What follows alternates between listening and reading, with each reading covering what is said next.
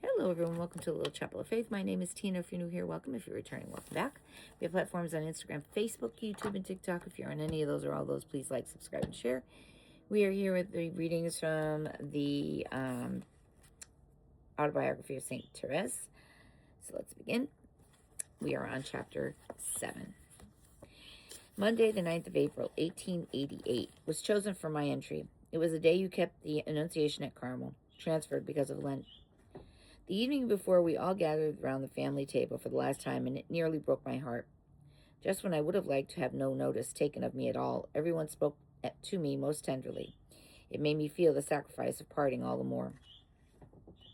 The next morning, I had a last look around Lisieux, the charming cradle of my childhood. Then I was off to Carmel. I heard Mass surrounded by those I loved. I loved as I had been the evening before. At the communion, when Jesus had come into our hearts, their sobbing was all I could hear. I did not cry at all myself, but as I headed the procession to the cloister door, my heart was thumping so hard that I wondered if I were to die. It was a moment of agony, which one must be experienced to be understood. I kissed the whole family, then knelt for Father's blessing. He knelt down too, and he was crying as he blessed me. It was a sight to gladden the angels, an old man offering to God his child, still in the springtime of life. Then the doors of Carmel closed upon me. The two darling sisters who had each been a mother to me embraced me first, then my new sisters, whose devotion and tenderness are beyond anything those in the world can guess. My dream was at last realized, and peace flooded my soul, a deep, sweet, inexpressible peace, an inward peace, which had been my lot these 8.5 years. It has never left me, not even when trials were at their height. Everything here delighted me, our little cell most of all. It was as though I had been transported to a faraway desert. But my happiness, I must say, was a calm happiness. Tranquil, unruffled by the slightest wind, were the waters on which the little boat was sailing, under a sky of cloudless blue. All my trials had found an ample recompense, and profoundly happy, I kept saying over and over again, I am here forever now. It was no mere transitory happiness, no passing illusion of one's first enthusiasm. Illusions. Thanks to God's mercy, I had none at all. The religious life was just what I expected. No sacrifice took me by surprise, though, as you know, Mother, the path on which I took my first step was strewn with far more thorns than roses. At first, I found the daily bread of my soul dry and bitter. Our Lord allowed Reverend Mother to treat me with a great severity, sometimes unconsciously.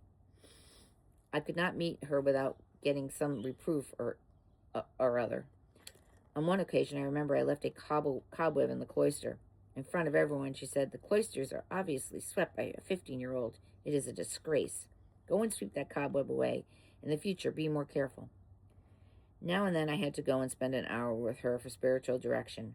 Most of it was spent in scolding me, but the worst of it was when I did not know how to correct my faults, my slowness, for example, or my lack of generosity in carrying out my duties. One day it occurred to me that this would surely like to see me spending my free time on some other work or other time usually set aside for prayer. So without raising my eyes, I carried out my needlework. But as I wanted to be faithful to Jesus and do it all for him, I never told anyone. During my postulancy, our mistress used to send me out to weed the garden at 4:30 every afternoon. It cost me a lot, all the more because I was almost sure to meet Mother Mary Gonzaga on the way. On one such occasion, she remarked, "Really, this child does nothing at all. There must be something wrong with a novice that has to be sent for a walk every day." She always treated me like this. How I thank God for my darling mother for such a virile and valuable training. What a priceless grace.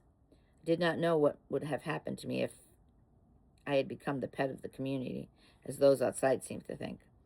I would probably have thought of my superiors merely as human beings instead of seeing our Lord in them, and the heart that had been so well guarded in the world would have fallen to prey to human attachments in the cloister. Luckily, I escaped such fate. I can honestly say that from the moment I entered, suffering opened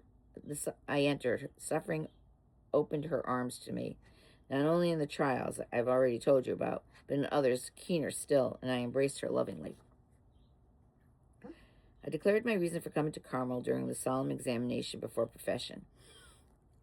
I have come to save souls, and above all, to pray for priests. And when one wants to attain some end, and one must take the means.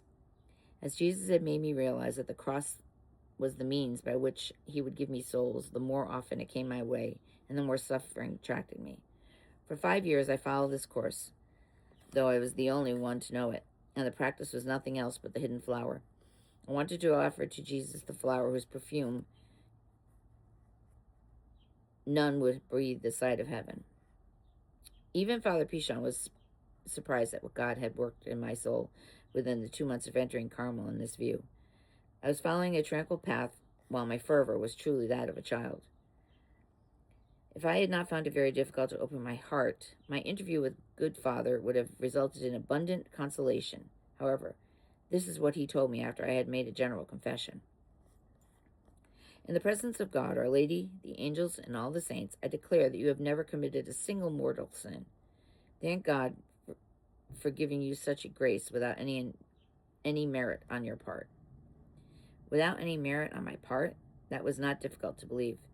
I knew how very weak I was, and how imperfect. My heart was overflowed with gratitude.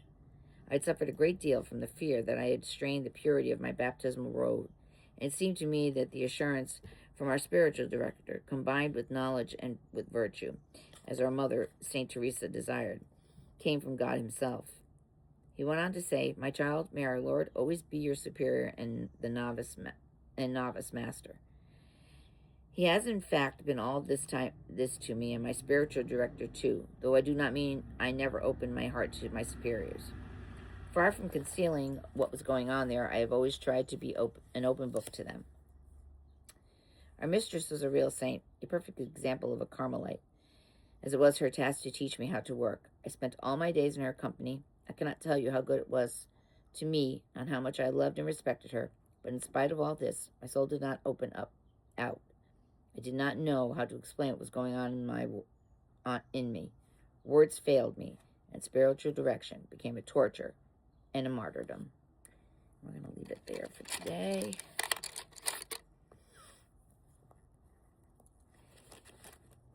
I hope that you are all having a beautiful day. Be well, be safe, be kind to each other. May God bless us all.